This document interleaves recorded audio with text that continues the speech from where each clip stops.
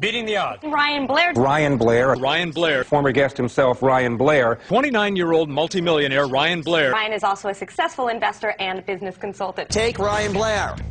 He's founded 6 successful companies, and he's only 30 years old. He's going to show you to stop overthinking and start making millions fast. The company was growing, so they gave me a promotion to lead technician, and then supervisor, and then manager. And I'd gotten raises with that. I bought a home, I bought a black BMW, I filled my life up with toys, and I got to thinking, here I was back in the middle class at about 20 years old at the time, and I had more assets than my dad ever had, and I was like, who cares? You know, I want more than that. Most people in America today, they're so afraid to lose their little middle class status. They're so afraid of what their friends are going to think, they don't ever do anything. They sit in the same position for the rest of their life, and then one day it does get ripped away. I wasn't going to have that. So I leveraged my middle class status, my middle class wages, my middle class credit cards, my middle class everything, and I basically took out loans and did everything I could to start my own business. $75,000 a year.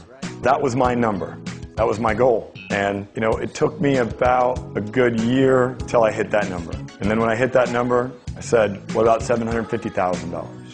It took me a couple of years until I hit that number. You know, then it was, what about $7.5 million? And eventually I hit that number. And then it was about $70 million. And eventually hit that number. And now it's about $700 million.